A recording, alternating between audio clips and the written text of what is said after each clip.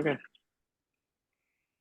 Hello and welcome to the Turn 4 podcast. I am your host, Dan Maldonado. If this is your first time listening, welcome. If you're a regular listener, welcome back.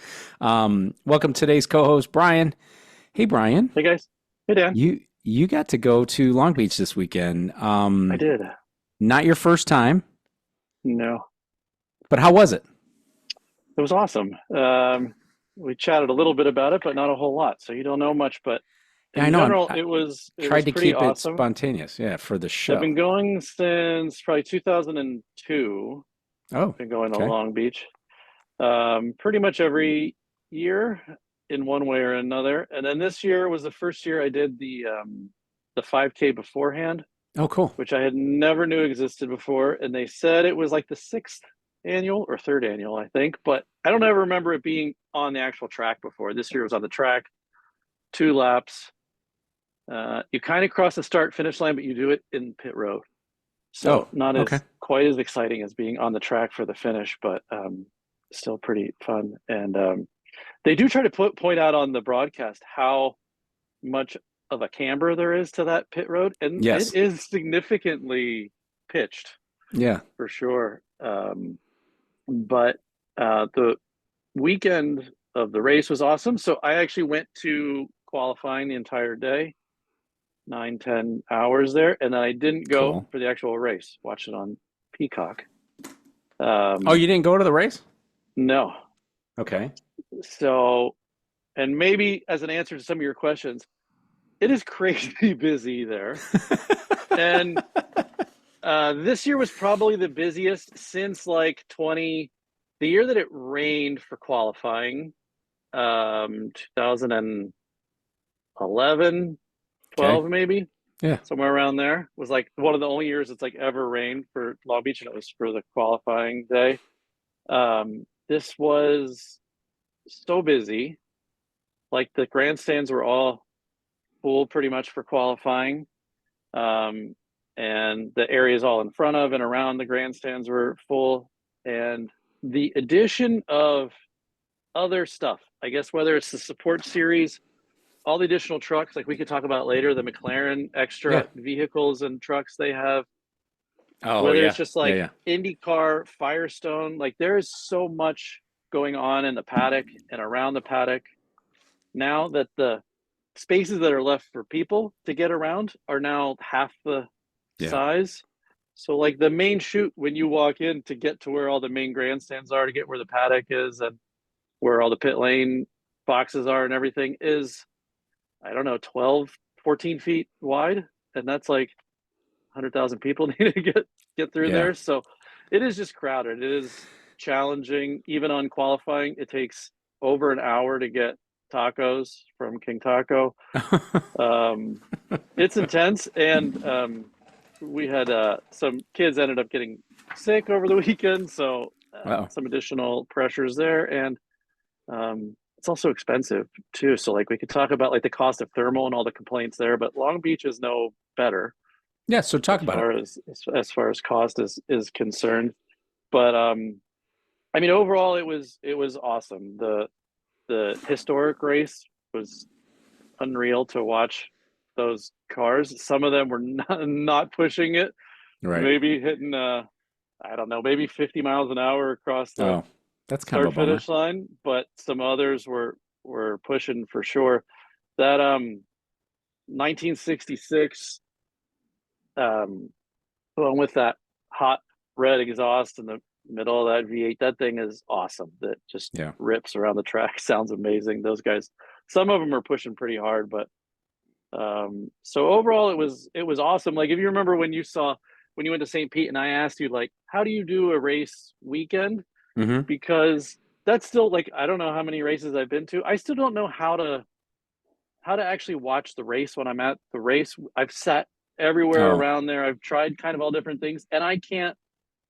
It's so hard to unless you wear a scanner. yep. Even It's trying to like helpful. listen to IndyCar radio, the screens at the track are really bad, and I can get into beefs of the week for sure at some point here. But the trying to follow what's actually happening, even during qualifying, is difficult, and that's only when there's 6, 12 cars on a track at a time that matter. They don't have any like the actual live telemetry up to see where people are positioned. You have to wait for the scroll to come across the big screen Mhm. to see where people are when passes are made and that kind of thing. You can't hear anything that's happening from the broadcast there. So it's just hard to keep track. And I actually find it a little less fun that way. I like being part of the scene. I love the paddock. Like I could spend all Yeah. day in the paddock. The whole experience is amazing. But I have a hard time actually watching and following the race and enjoying it. And like Connor Daly talked about on his podcast, we don't need more people at races. We need more people watching on TV. So I figured my Yeah. one viewership was better spent on Peacock perhaps than in real life. Right. Um, Okay, so I do have one more question. When we talk about expense, do you mean like the cost of the ticket or cost of like once you're there? uh, both.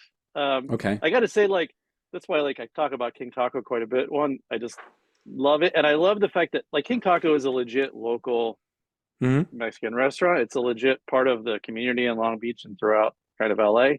So it's not just like the random, $20 sausage grilling company that comes in that just goes around to street fairs and whatever and doesn't have any like ties to the local community. The fact that King Taco is there is cool. They charge like a little over $2 in their restaurant and they charge $3.50 at the race, which is not crazy at all. So like that's all fine. Everything else there, $9 for a water and Yeah. $18 or $19 for a beer. Can you bring something Um, in though? Like, can you bring in your own stuff or no? so you can bring in your own stuff. I'm not actually sure like the actual rules. This year they did not. I brought a backpack in with a ton of stuff for my kids essentially and for Hmm. me. Um, and if it didn't trip the metal detector, they didn't search bags this year, which was kind Oh, of new. Usually they search everyone's bags. yeah. I don't see there's not a lot of people there with coolers, but there are some people. So the cooler thing doesn't seem to be part of the experience a whole lot there. There aren't really that many places to like chill out with a. I guess there is the grass area around the grandstands, but there isn't a whole lot of space there to sit around with a cooler and put up a pop-up tent like some other mid Ohio or Right. Barber, those kinds of places. So it's not as much of like the scene there. More people want to hang out like at the Modelo tent or Yeah, go sure. get margaritas and that kind of thing. But no, it's like every other kind of thing. It's expensive once you get there for sure. Yeah. I just Um, looked up Barber because we'll be at Barber. And I just looked that up because I obviously St. Pete we couldn't bring anything in, much to my mhm. wife's consternation. My bride, my very consider my very understanding bride. Um, she wasn't happy about that. Which I mean, honestly, like I said, I mean, just the stuff that we were bringing in shouldn't have been a big deal. We were still going to buy food and cold drinks Yeah, to, but nonetheless, I looked up Barber. We're good to go. I mean, Barber's kind of a general admission type of situation. So we're gonna find a place to hang out and put our chairs down. We bought these super hmm small chairs to travel with, and I've got some like backpack coolers that I'll take one of those, and we'll take in some big waters and probably our Cheez-Its and our cuties and stuff like that yeah, that we normally go to the race with, and we'll still buy food and we'll still walk around, and yeah, I'm sure we'll buy gear, right? So they'll still get some money from us. So but that I'm glad of that because I hmm do want that. I don't want to have to buy a two or three or four $6 waters or $8 waters. I don't want to do that. I'm in that yeah, business. I know that markup. hmm So I you know what I mean. It hurts even more. So I don't want to. I don't want to be in that realm. Let me ask you a question, kind of a one I thought of here. Um, because we had thermal obviously between St. Pete and then now Long Beach, and thank God now that the calendar's starting to pick up some speed pick here. up, yeah. Isn't this really the premier event on IndyCars other than the 500? Isn't this really the premier event on the calendar? Uh, for me, for me, it is kind But of. don't you I'm think it curious, is in like general? it. I mean, It the actually, location, the look of it, all these I would, people. I would imagine for. Right. I mean, like even.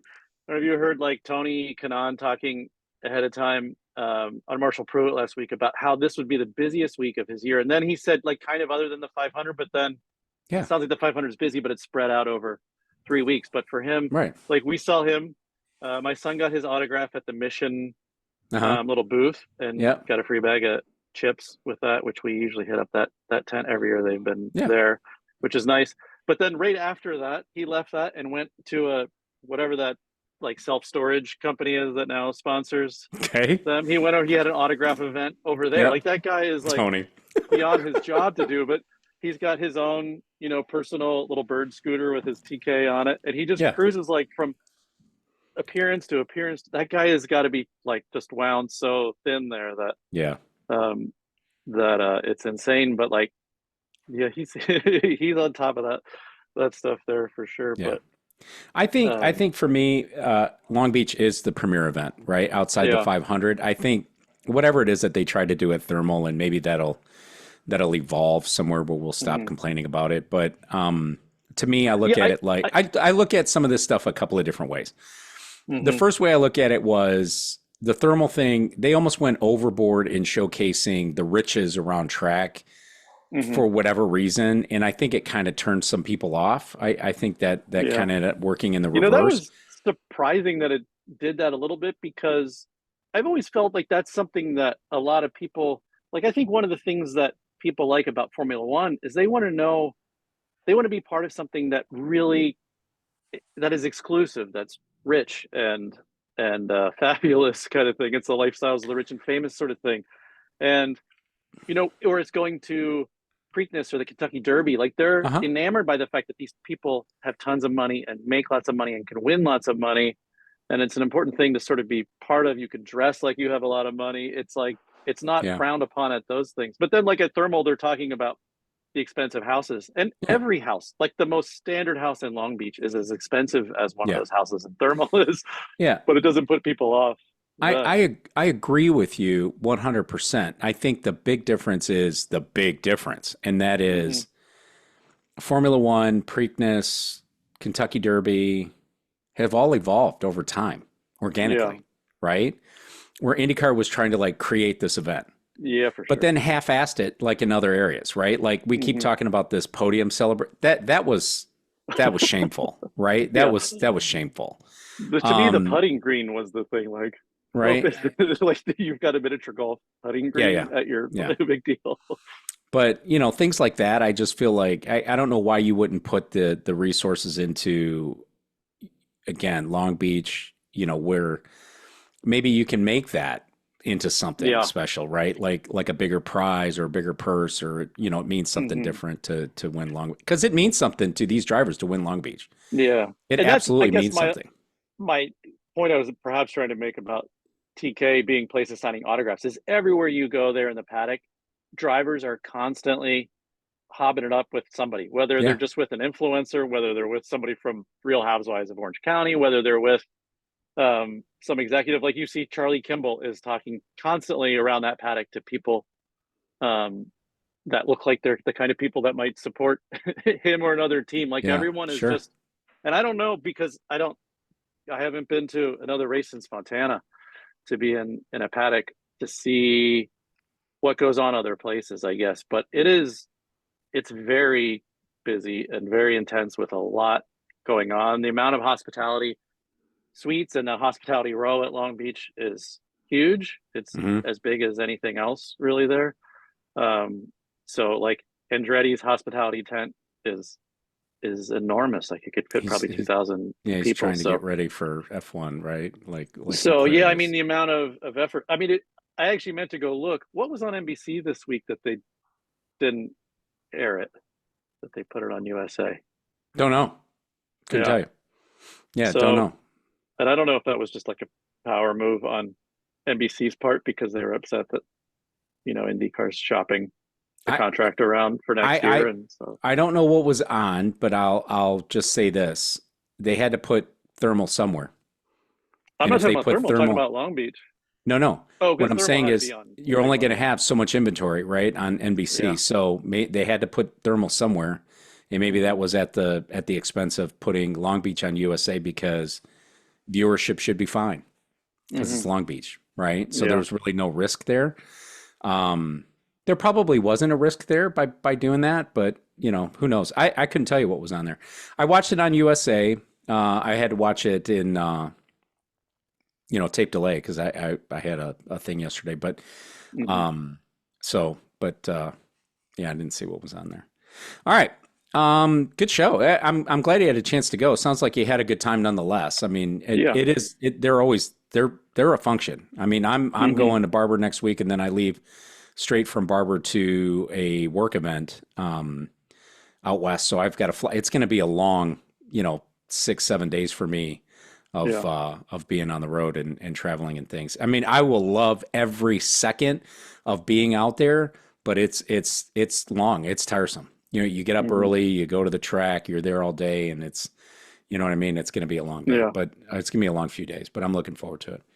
Um, Winners, Long Beach. Yeah. Congratulations to Chip Ganassi Racing, swept the weekend, right? They won the IMSA race, which I got a chance to see that. That was pretty good.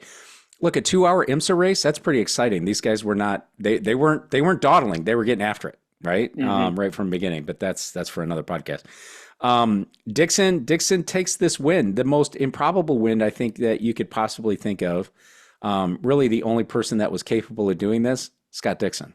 Yeah. Um, when you take a look at that, if you take a look at anybody else who was allegedly on this strategy, right? The first Will Power said it. I didn't have the tires for it. Will Power finished Yeah. sixth, and he was the next guy that you look at that was on this strategy. Maybe Ray Hall, but Yeah. we'll talk about that Did in a you minute. But did you you know, believe Will Power's sort of excuse that he said he could have kept up if he had the tires. didn't use the greens?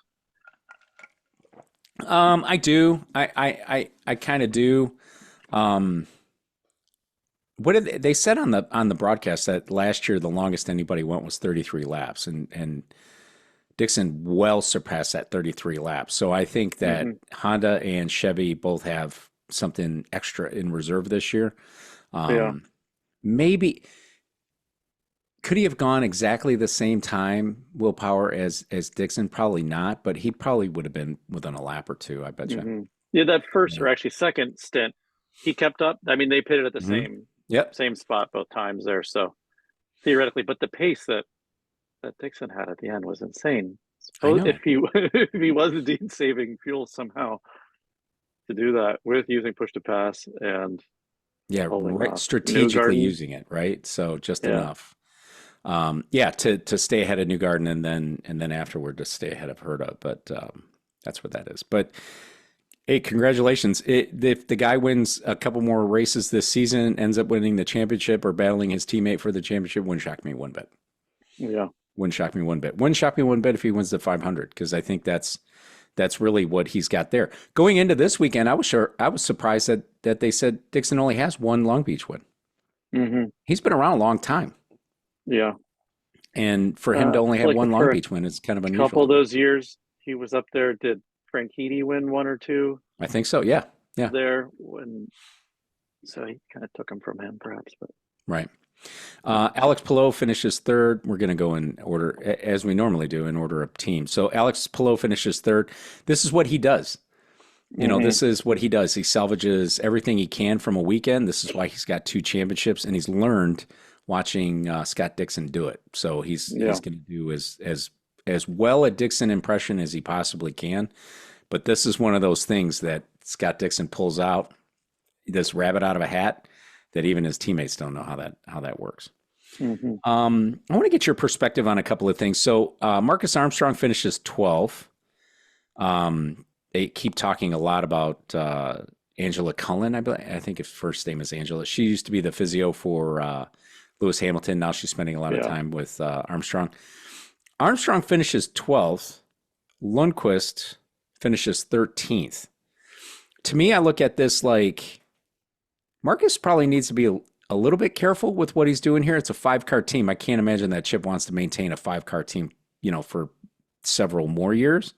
But Yeah. I say be careful because here you got Lundqvist 13th. I think quietly in the mix. Hmm. Easily somebody that will go back and forth for third in this team, third, fourth in 3A, 3B in this team. Hmm. And I think that if you're Marcus Armstrong, I think you got to be careful. What do you think? Um, be careful how like that he doesn't lose his spot. I think he needs to Yeah, do his better. spot is third, right? Yeah, best of the Yeah. Well, rest in that his team. spot's stay third, or he hopes it's going to stay third. Yeah. I think that he's doing well. Um, it's so hard to just not. He's just such a baby Dixon. in Yeah. his demeanor, expressions, Oh, yeah. Yeah. and so, but he kind of drives like him too. He's just kind of doesn't make a lot of mistakes. He's sort of fast when he needs to be. This one, like based on how the rest of the team finished, like Ganassi's going to put out a car that's going to get you 15th if you don't mess up, sort of thing, right? Right. So Right. they're going to be competitive no matter what. I think he's doing fine for where he's at. I think that he probably wants to pretend like he's going to be on the podium, and I think that Ganassi doesn't want someone that isn't, like a Kiffin Simpson type Yep. to ride around in the middle of the pack. But Yeah. I Armstrong didn't see started anything. ninth, finished 12th. Yeah. Lundqvist started 17th, finished 13th. Mm-hmm. So, salvaged a little better weekend out of the two. Simpson is a rookie. He started second from last and, he finished 19th. He's a rookie, plain and simple. And I think it's baptism by fire for him because he's young. He hasn't spent a lot of time in any, too much time in the junior series. So I think the learning curve for Simpson is very tall. But at Ganassi, I think, it's Dixon, Palou, should be Armstrong. But look out because I think Lundqvist is coming. And Lundqvist is very, very capable. Hired by Ganassi, I think it was a shock to everybody that he did that. But very, very capable. It's interesting. We'll see how that goes. Andretti, second place, Herta. His second place here. So first, I'm going to say this is exactly what Colton Herta needs. He needs consistency at the front of this field. I have faulted him in the past for throwing away good finishes. Perhaps in any other circumstance, he has. Oh, absolutely, absolutely. Yeah. In perhaps any other circumstance, or maybe in any other track, coming together with the guy in front of you might have taken him out. Right? Would have ruined a good finish. Mm-hmm. The first thing I want to ask you is, how did you see the bump on Newgarden? Was that penalty worthy or no? No, I don't think so. It wasn't that bad. I mean, it sucks that it went and picked it up off the ground, went into the anti-stall. But, 2 laps later at the hairpin, Rosenqvist just comes in there and just pushes Nolan Siegel just right off the track, essentially. Because, hey, I'm Josef Newgarden. I'm going for the win here. Get out of my way. Yep. So, the fact that Siegel is okay. The fact that it happened to Josef Newgarden is not, I guess. Right. But, right. I mean, it wasn't that crazy. Of all the stuff that he gets himself into, that was sort of nothing. Yeah. I mean, because when they're not hitting each other, they are. I mean, you can't, as a regular spectator, you can't get to the inside of like everybody else, but you can get right to the outside there, and you could see. I mean, they're just inches from each other every time, so that was no different really than almost any other. I didn't think it was penalty worthy. I would have been more aggravated by a penalty than not. I was texting somebody, maybe it was you. I texted somebody. I would bet that almost every lap somebody's hitting somebody in that hairpin. Yeah. At that same degree, right? Maybe not lifting the car off the ground, but I mean, I think the fact that was, he just got under him a little bit there. But like, I made a note about Rasmussen. I was almost happy how it turned out for him because on the first lap, and I think like on the third lap, like every chance he had at that hairpin, he was trying to make a pass in there. Yeah. That everybody has sort of deemed after the Pato Awards situation a few years ago that like, it's not like against the rules, but against the driver kind of code of ethics. Right. We're not passing in the hairpin unless someone is just way offline, way off speed, something out of the ordinary is happening there. Otherwise, that's not a place you try to make a pass. And he was trying to do it like every time. Yeah. And it was driving me a little nuts. I was like, what are you doing? Yeah.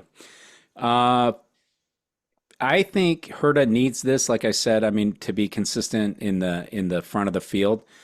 I think it's a little bit early to tell, but I think that Herta probably understands what his place is in this team as that team leader type. Mm-hmm. But I think part of being a team leader is not necessarily fire and brimstone and trying to fire people up and doing whatever. It's going about your business. All right, being the example, staying up front and doing what he needs to do. So it was pretty good. It was a pretty clean race for him. There wasn't a lot of complaining. There was not a lot of complaining about tires or anything there.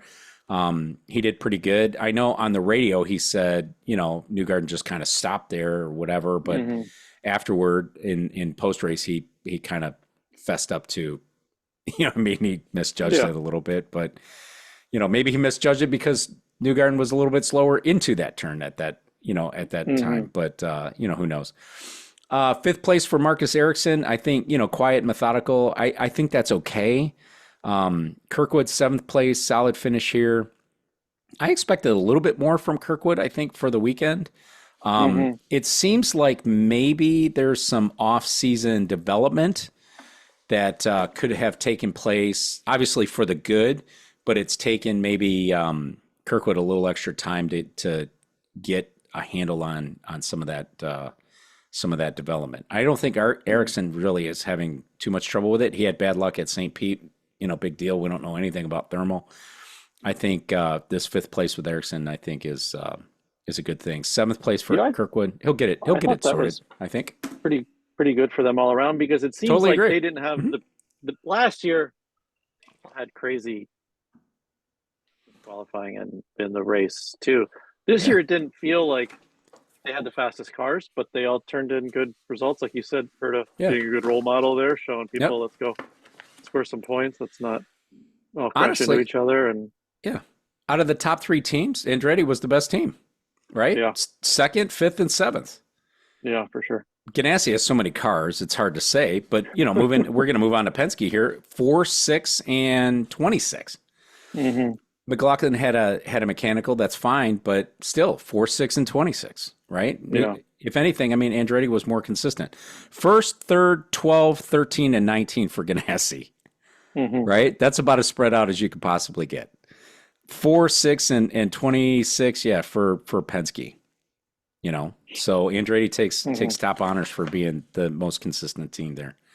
Kind of a good segue here. Penske. So Newgarden finishes fourth, bumped by Herta in the stall, which I love that they call this the anti-stall. And I get that it is an anti-stall because you and I are of an age when we think of a car stalling at a light, we know what that really feels like, right? Right. This was just, it got popped into neutral and you had to figure out how to get it back into first gear and then you could take off.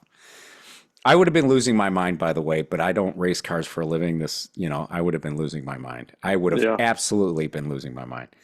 I don't know that if that hadn't happened, that Newgarden would have caught and passed Scott Dixon. Even after the race, Newgarden was kind of skeptical as to whether or not he would have been able to do that anyway. In watching that race, sitting on the couch watching this race, it looked to me Dixon was getting away at each turn better. Dixon's rear tires, I think, had more grip, where you could see that in a couple of situations, Newgarden was still having to fight that car coming out of some of the turns, which means he had probably burned up some of the better grip that he might have had with his rear tires, which means had he caught Dixon, I don't know that a pass would have necessarily been possible. I don't know that he would have had a stable enough car underneath him to make that pass possible. How did you see it? Yeah, probably the same way. I mean, you could see this is like the Newgarden. You could tell when he's frustrated somehow. Yeah. Because, I mean, he was charging hard. He was so much faster per lap. He knew he had a faster car, but couldn't get around. I'm sure they probably thought at some point Dixon's not going to be able to use push to pass to defend at coming out of 8 or coming out of 11. So we'll be fine. We'll get him. Like he said, like Cindric was telling him, be patient. And then they kind of were running out of time. And I mean, I guess Newgarden was pretty candid, and he did say, he didn't know if he'd be able to get him, but they were catching up to all the lap traffic, so that might have helped or could have helped. Hurt. But I don't think that Colton would have gotten around Josef if that wouldn't have happened though either. So I agree with that. I agree with that. Sixth place for Will Power. I'm such a fan. On the same strategy, but not as good. Yeah. Not as good a set of tires as Dixon, but again, nobody would have done what Dixon did. Will Power, is going to win a race this season. Yeah. Which one? Has Don't to. know. Don't care. He's going to win a race this season. Yeah. The cars are fast. He's fast again. There was a fire in his eye after that qualifying effort that I think we've missed for a little while. Hmm. It's not to say he doesn't have the same level of fire to do the job, but sometimes that off track stuff, and they talked a lot about it on the broadcast.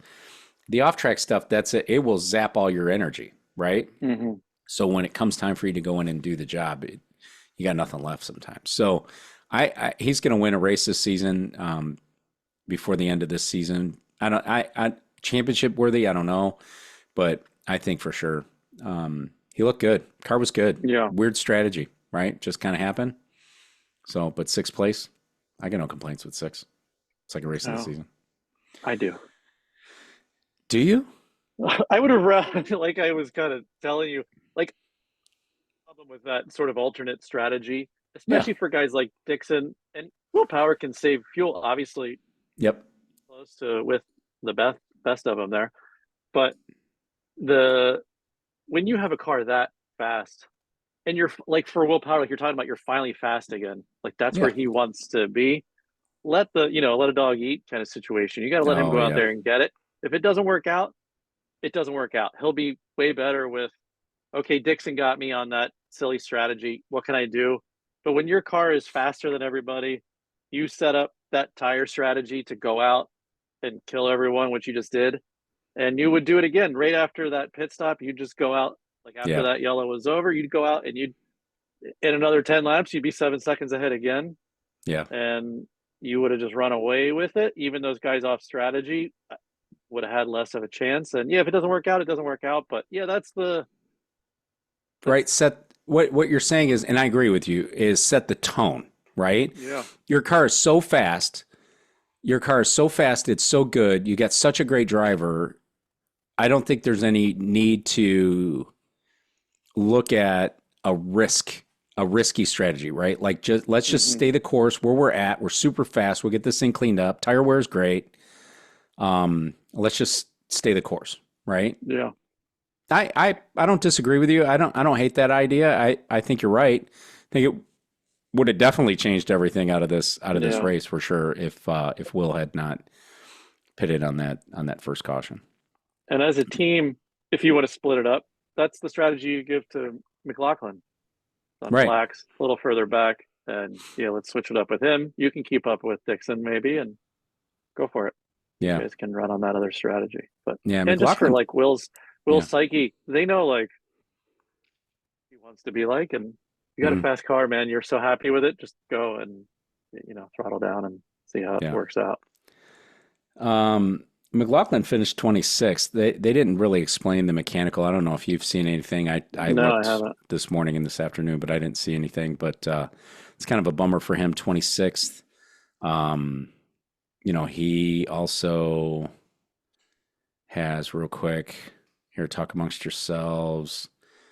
That was 26th at Long Beach, and then he's got at St. Pete. He finished third.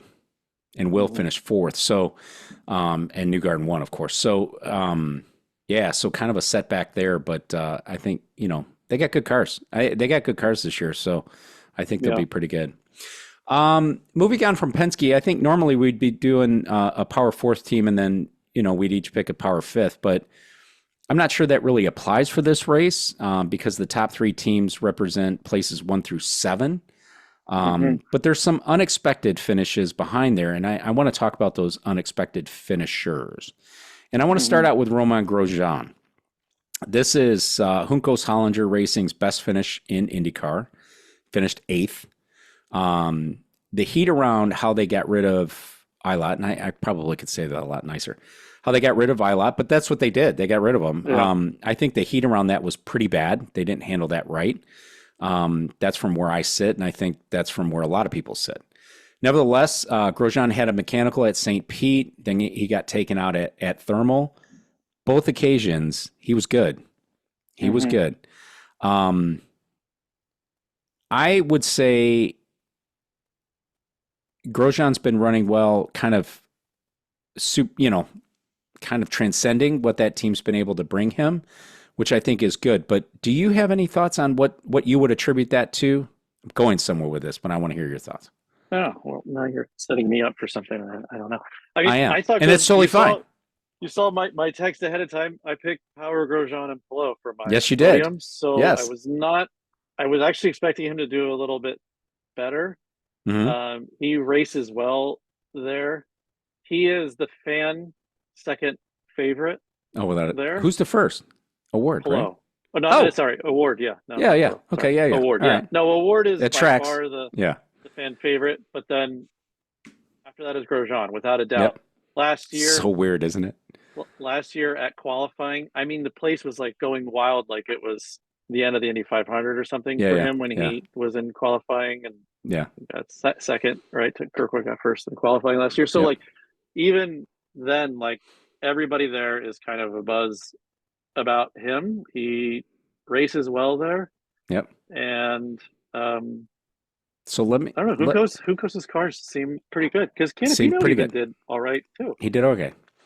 Let me finish the full thought, and then you'll be All able right. to give me your opinion after the full thought. So what I'm going to say to you here is, I look at this situation with Grosjean similar to how I look at the next driver on this list, and that's Mm-hmm. Felix Rosenqvist, who finished one spot behind, ninth place. Mm-hmm. Right? He recorded a pole position here, which was Shank's first.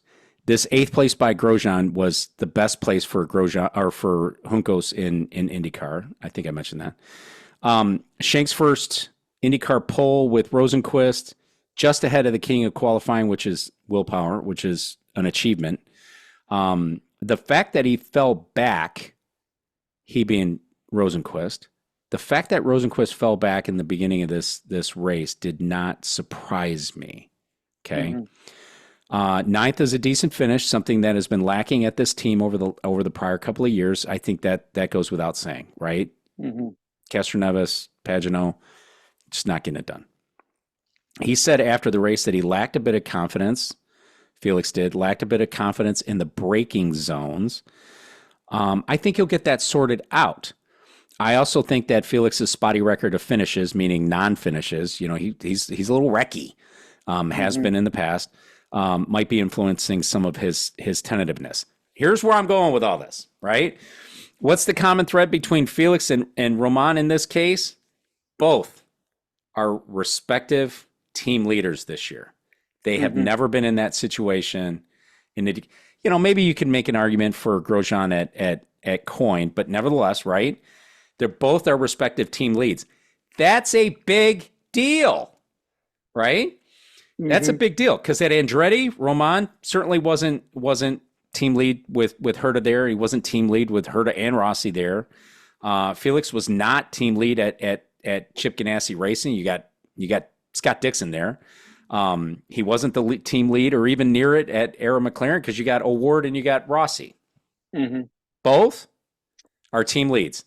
Those cars, the engineering room, the voices that they carry today are louder than Mm-hmm. they've ever been. Right? So 8th place for Grosjean, 9th for Rosenqvist. Both have been doing really well. We have 3 examples of what the season looks like. Both have been doing really well. That's what I attribute it to. What do you think? Okay. I agree, but also don't agree in that Bring it. I think it affects Felix for sure. Mm-hmm. I think that he probably thrives well in that sort of scenario. I don't think Grosjean, I can't imagine he could care less. I think that when he went into Andretti, he's the top dog. He doesn't That's care true. Yeah, about yeah. Colton Herta or He's top dog in his own Rossi. mind. Yep. Yeah, like, and then especially when he had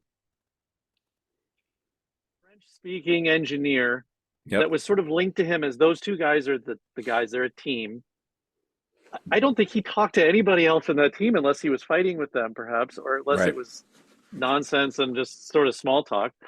I think that he's in his own world, in his own car with his own team, doing his own thing. And if those guys have a problem with me, they got a problem with me. And Yeah. like, especially in those rooms when they've got 4 or 5 cars and who knows what's happening at the 500 plus, Meyer Shank. There's so many like engineers and people in the room. If he is forced to be there, I'm sure he's thinking about something completely different, Right. and could care less. I don't think he cares about the hierarchy, but he does seem to thrive in this sort of underdog team Underdog thing. Yeah. kind of scenario. And he probably, that Andretti team, even though they're doing well now, as far as like a team that handles their own kind of culture well, I think they do the worst at it, as far as like Oh, having everybody kind of work together and get along in a real way, not in a sort of way. right. I feel like Andretti's the worst at that. Seemed to be. Um, Yeah. I can so name I one think that other. I can't imagine that's very helpful Right. for people, but so maybe on the engineering and car side, I think that could have had a detriment. Maybe the guys on the team ready for Grosjean felt like were third fiddle here or fourth fiddle, and they didn't Right. get the support they needed. But I don't think it affected Grosjean. But so on the car side, I believe it. But at Juncos, for sure, he's getting the top Yeah. Yeah. whatever they've Yeah. got there. So They're giving him he's a bigger voice. getting Yeah. yeah.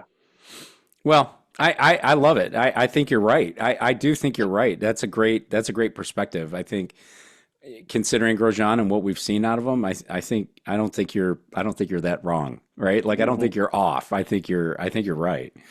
Got to move on. Arrow McLaren, Rossi finishes 10th. Shockingly. Pourchaire finishes 11th. Award threw it away, finishes 16th. This race was Mm-hmm. a mess Yeah. for Arrow McLaren. I mean, just total mess. Rossi salvages a 10th after he got bumped into by Award into that fountain area, which I thought was funny because Award was like, "Oh, I got hit from behind." They showed that was overhead, awesome. and right, that was so awesome. He was like, "No, you didn't. Nope, no, you didn't. Just went right into your teammate." And that was, that ruined that race for Rossi. It kind of put him on a quasi alternate strategy, right? With Power and everybody, but still not there. But frankly, the guy I think who showed up in the U.S. 2 weeks ago might have had a better race than either Rossi or Sure, he Award, and totally that's Pourchaire. did.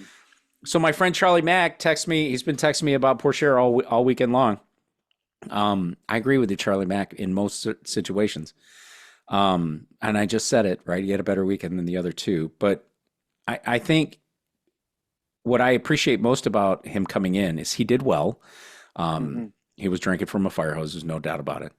Pourchaire said something after the race about the quality of competition in IndyCar, right? That this is where real racing is or whatever. Yeah. Well, welcome to IndyCar, right? Right. Welcome to IndyCar. And don't forget to tell your friends because this Yeah. is for real. This is how it Yeah, is. he gave an awesome.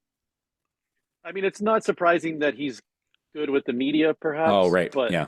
he sort of said all the right things in the right way. He came Hmm. across as happy and genuine, Yep. and somebody you want to came across as just like a really good dude, and like, Yeah. oh, it's a good guy. I'm down for it. Like I told you before, like I was already over him before the race even started because Me too. Yep. at qualifying, like you get it, the feed they show on the boards there is different than the NBC or Peacock feed. And like it was just nonstop the in-car footage of him, Yes. them talking about him, and it was like, okay, like I'm excited for a new driver. And the over the top, all the even in practice, Lee Diffie or whoever going on and on and on about how great he is, and it's I okay, know. we get it. On Let's and on. just see Yep. how it goes. So it was like I Yep. was not gonna say I was rooting against him, but I was not like into it. I can, it's great, but also so what? I'm into other drivers, but Yeah. no, I mean he did it. He killed it essentially. Like that's He about as did. good as you can do. It. And Yeah. I think that the messiness here at McLaren will get sorted out. I think they're a good enough team. What's funny is you sent me the picture of their engineering center, right? The yeah, trackside engineering trailer, whatever you want to call it. yeah, I saw that at St. Pete. Didn't help there either. I don't know what yeah. goes on in there, but the thing is a monstrosity. It's almost It's hilarious. embarrassing, right? But Were they I parked right next to Penske too at St. Pete? Did they do that no, on purpose? they were like on their own. It was almost like they had to create this own. They were in this midway, like they didn't know where to put it. You could tell like the St. Pete people didn't know where to put this thing, Uh-huh.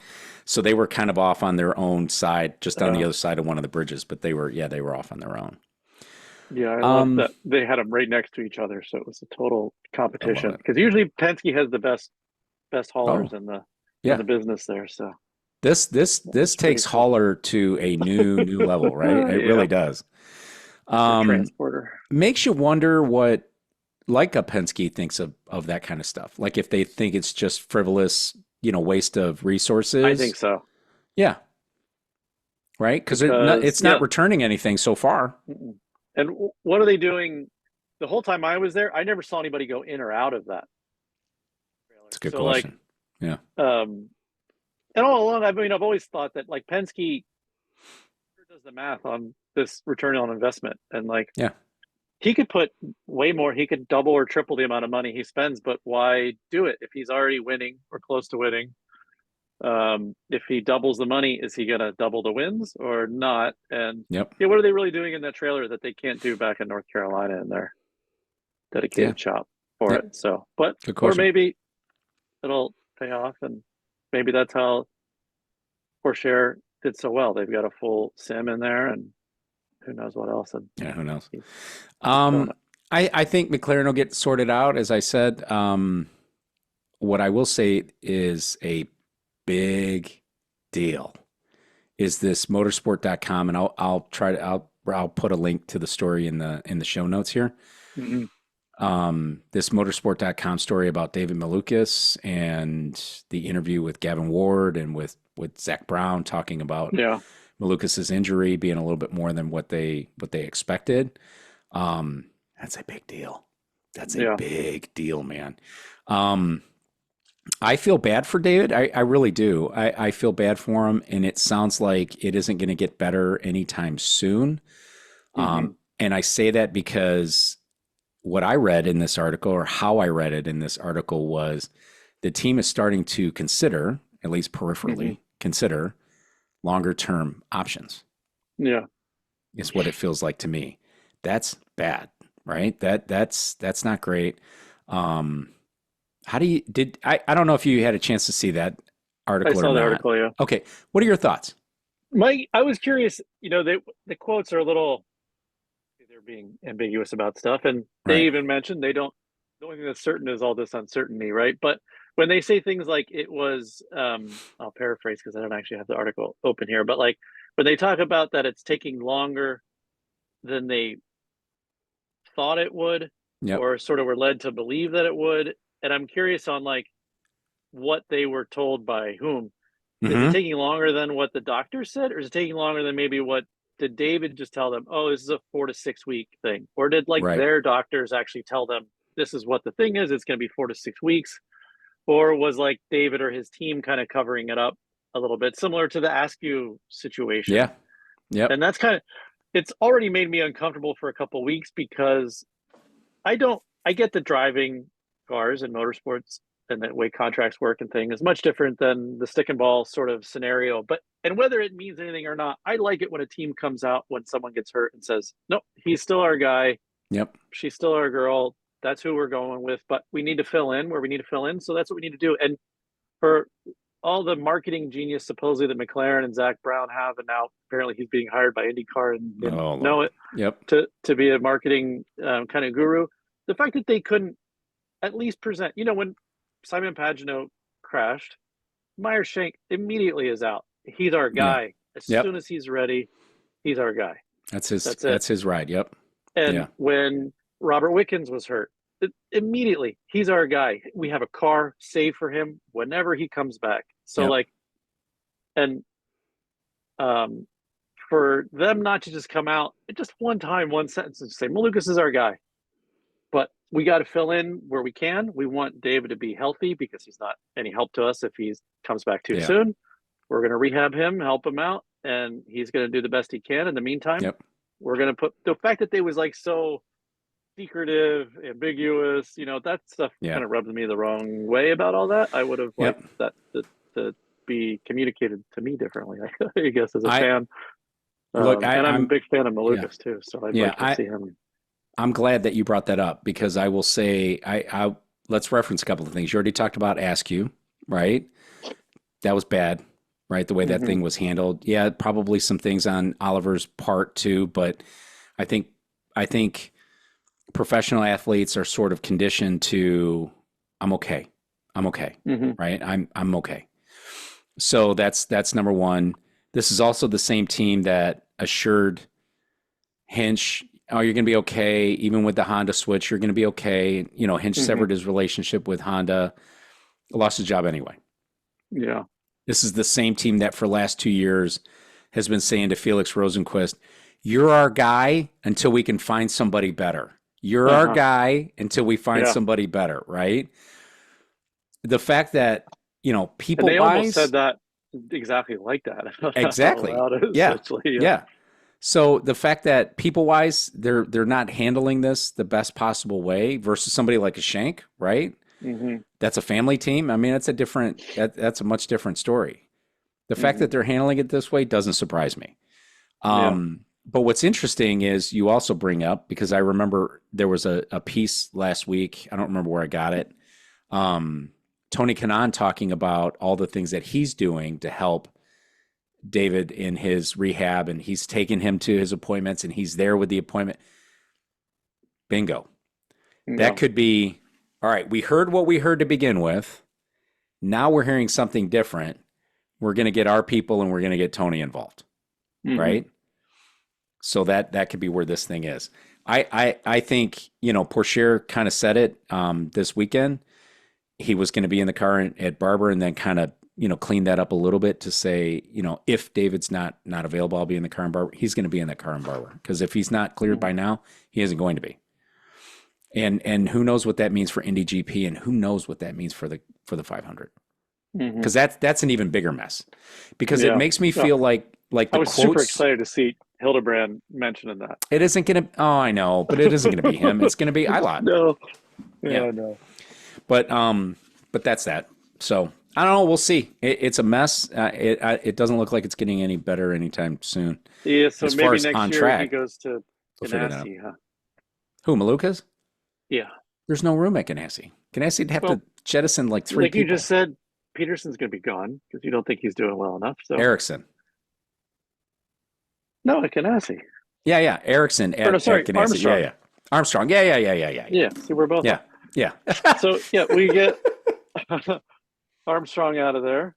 He's Yep. not doing well enough, and then it satisfies the Chip and McLaren war for one more year, and Yeah, it's true. keeps that feud going. Could be That's wonderful. funny. That's interesting. I like it.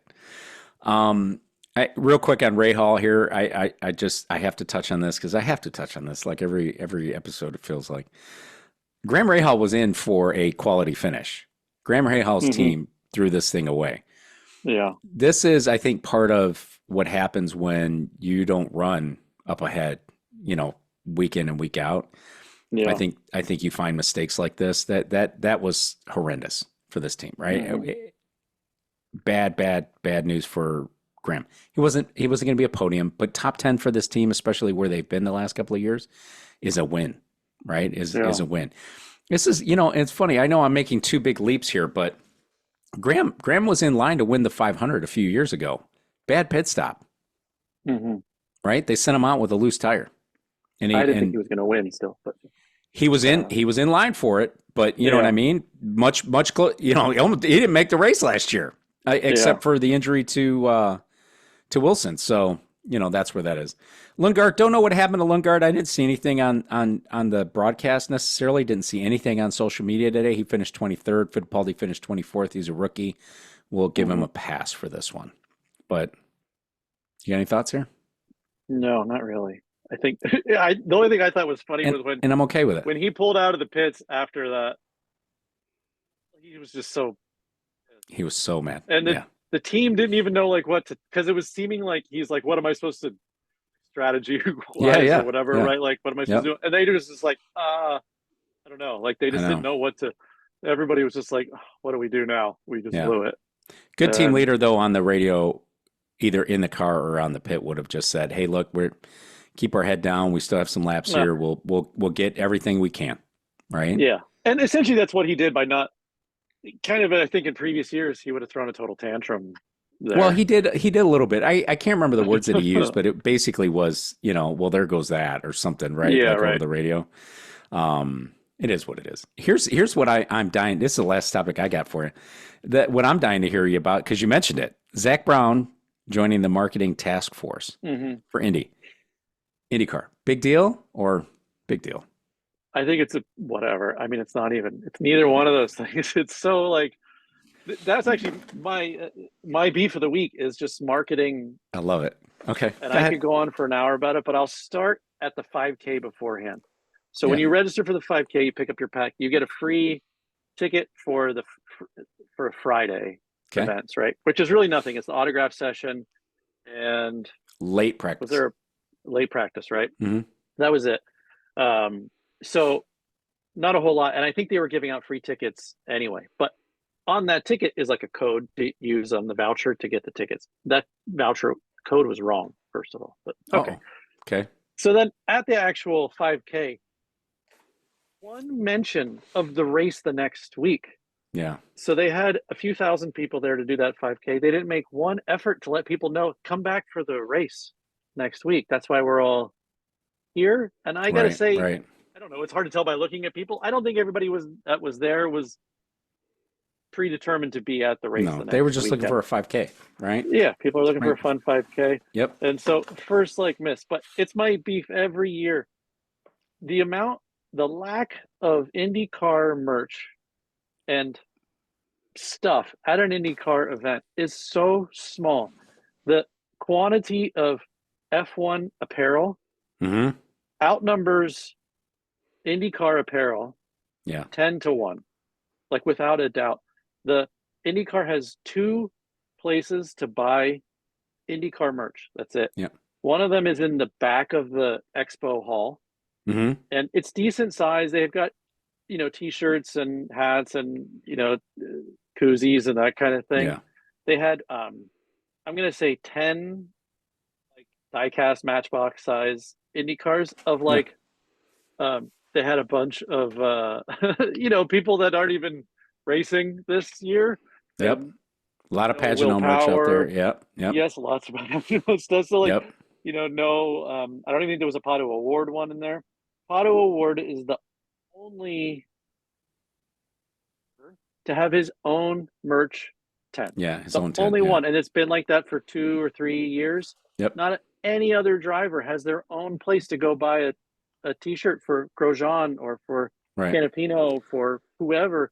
It's just not there. My kids like immediately go, oh, can I find a diecast? They find them a Formula One cars there. They can find them a IMSA cars. Like none of the IndyCar stuff. McLaren has obviously, they have their own booth too. They have their own F1 booth in the Expo Center. That's twice the size of any of the IndyCar stuff just for McLaren F1 stuff. So it's like, you want to get people stuff, you got to give them opportunities to buy it and advertise it wherever they go. Let me back up. So the original premise, Zach Brown joining the marketing task force, big deal, right? Yeah. Like I texted a friend over the weekend who brought that to my attention. Big deal. I think it's lip service. I think that IndyCar's doing what they think is going to get them like some good press, right, with people because it's Zach Brown, and Zach Brown's going to be good for some commentary, and everything else. You have to be willing to invest, and it doesn't feel to me like this series is willing to invest at that level, right? We'll see. These are all things I want to be proven wrong. To your point about merch, I think that's a huge miss. When we were at St. Pete, there was nothing, right? There was really nothing. I've been to Formula One twice. Formula One does merchandising better than any race I've ever been to. These massive tents, all the teams represented, just about anything that you could possibly want in all colors, sizes, shapes, whatever it is, really, really done up really well. You know who else does it well? IMSA. Yeah. When you go to the 24 Hours of Daytona, there's massive merch tents at I've only been to 24 Hours in Detroit Grand Prix, obviously, when IMSA's here, but which, by the way, Detroit Grand Prix didn't have anything for merch last year either. But just a couple of small trailers. Small trailers. I'm talking small IMSA trailers. did not have much at this Really? race. 24 Hours of Yeah. Daytona, they had all kinds of stuff. Oh, Whatever yeah. you wanted. And they did a super nice job with it. Maybe it's just room. Maybe it's just, some of the vendors or whoever manages that doesn't want to pay the fee to park the trailer and whatever else. But as far as I'm concerned, right? But in some I cases, love to like spell other Pato's people's one, money. I'm in sales. Pato's tent is a pop-up tent. It's 10 Yes. by 10 Yeah, yeah. Yep. table, but there's a line out the door or out the table Yep. all day Like 3 long people in it, of- real engaging, and they're selling Yeah. everything that they've got in there. Yeah. Yeah. And But, I don't know why everybody doesn't do it. It's a And they huge used mess. to. That first IndyCar race I ever went to, I remember every team had their own Yes. truck, Yes. and every team sold their own stuff out the side of the truck, and you could Yep. go up and go to the Penske truck and get whatever you wanted there. And Yeah. I don't know why. I mean, it's a silly, small thing, but that's how. I mean, people are there wearing stuff. The amount of, like, if you saw a female wearing anything that was race related, it was either Pato Award or Mhm. F1. That's it. Yep. Like, Yeah, that's what yeah. they're. Yeah. The branding is important, but that's that's kind of it. So the fact that Zach Brown is part of it, the part of that story that is the best part that lets you know nothing's going to happen is that he didn't even know he Yeah. was being tapped until, like, That's Miles why mentioned it in a separate It's interview. lip service as far as I'm Yeah, concerned. it's Yeah. nothing. Yeah, it's just Yeah, him, it's lip someone service. saying, "Oh yeah, we're going to talk to Zach Brown about it," and it's not like they're going to do anything that he says. But also, Zach Brown has a powerful brand that he's Yeah. pushing. Nobody else has that, really. So No. He has He so has much branding. He has so much, right? So much partnership and so much branding that he had to partner up with Uncos just to play stickers. I know, right? All right. Hey, good to see you, dude. Thanks for Yeah, you too. thanks for being there. Thanks for being available. I appreciate you coming off the street for a minute to do the show here for the listeners. Mhm. And that's that. And I appreciate that's all I got. And we'll catch you again, and maybe I got to figure out this barber thing because I got travel. So we'll see what we Who's end up going to doing win there. Barber, real quick? What's your prediction? Will Power. Yeah, You like that? Power Plo Grosjean. There you go. Power below. We're just going to keep putting it out there until it happens. Keep doing it. I did a different order this time. Put Grosjean third. There you go. Keep I love doing it. Thanks, Brian. All right. Have a great day, Cool. man. Good to see Thank you, dude. you.